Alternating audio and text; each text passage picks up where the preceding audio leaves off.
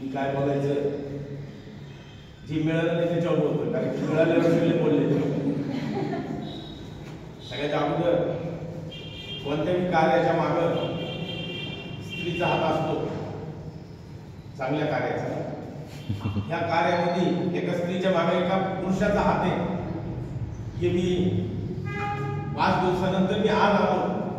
मी फक्त त्या बोर्डवर पाहिलं होतं की तुझी आहे. यांचा परिचय सगळ्यांना जवळून झालेला आहे, पण कोणता धातू विकत नाही असं हे आहे. म्हणजे आधी तुम्ही लोखंड, सोनं काय देतो म्हणजे ते धातू आठवत असतील ते पहा, ती विक्रीचा व्यवसाय आहे. पण हा नवीन जे माहोल तुम्ही केलाय किंवा तुम्हाला हे जे ज्ञान मिळालंय याच्याबद्दल म्हणजे किती कौतुक तुमचं करावं हे निश्चितच माझे शब्द आपण पडतायत. तुम्ही गुरुदेव जरी म्हटले तर मी जितू भाऊ म्हणाल. जितू भाऊ जाहिरात तिथं मोठी लागली,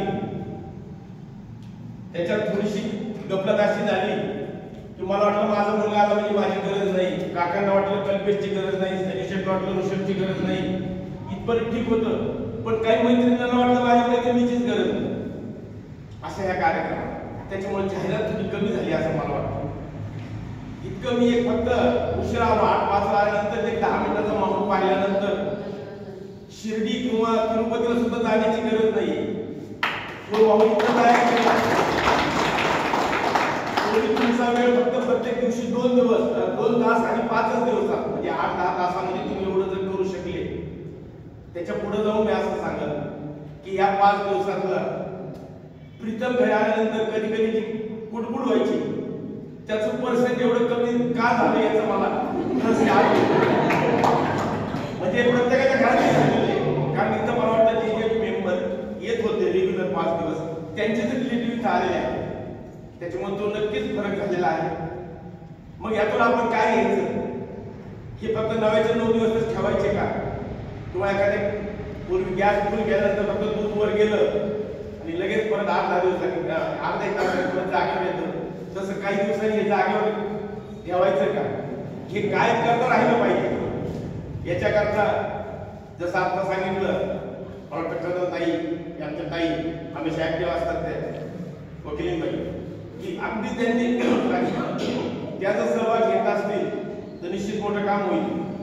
आपल्या इथं जास्तीत जास्त संख्येने जागेची उपलब्धता इथं आणखी कुठेही मिळेल. जागेची आपल्याकडे कमी नाही. त्याच्या काही खर्च असेल तर त्याची कुणी हे करणार नाही. डोनर आमचे सगळे तयार आहेत लगेच. पण जितू आम्ही इथं न आलेले पाहिजे. शेवटी सगळे जर आता बाहेर गेल्यानंतर म्हणतील पेढा फार गोड होता पण आम्ही खाल्लंच नाही. कसं समजणार आहोत? याच्याकरता आपण पुन्हा एकदा एक कॅम्प इथे घ्या. जो 2.5 दिवसाचा कॅम्प त्यांच्याकरता नंतर घ्या. फार दिवसात 1 महिन्याच्या आत तुम्ही घ्या. मला एक गॅरंटी आहे इथं आलेले प्रत्येक मेंबर 5 मेंबर वाढू शकते. निश्चित 5 मेंबर वाढू शकते. नाही ठीक आहे. ते आता मी सांगितलं ना की पेढा गोड आहे हे समजायला उशीर लागला. अगोदर ऐकत होतो पूर्वी गीते साहेब वगैरे तिकडं हे करत होते, ती माहिती आम्हाला फक्त कानोकानी यायची. आज ती कधी सोय असं आहे तसं हे सांगितलं जातं आपल्याकडे. पण त्याच्यातला जो आनंद तुम्हाला मिळाला तो आनंद त्या परिवाराला नक्कीच मिळाला नाही. त्यांना माहिती मिळाली, याची माहिती मिळाली मग ते असं केलं का असं होतं तसं केलं कसं होतं. पण काय मिळालं हे निश्चित तुम्हालाच मिळालं आहे की जास्तीत जास्त लोकांना मिळावं आणि जास्तीत जास्त संख्या तुम्ही 1 महिन्यात कधीही ठरवा. त्याचं कुणीतरी मला काल असं म्हटलं की ते पैसे अरे डॉक्टरनी सॉरी तुमच्याबद्दल नाही बोलत कारण मी डॉक्टरबद्दल आणि देवाबद्दल कधीच वाईट बोलत नाही.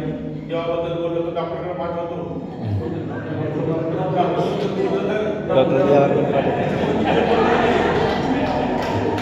हे बोलणार नाही डॉक्टरबद्दल.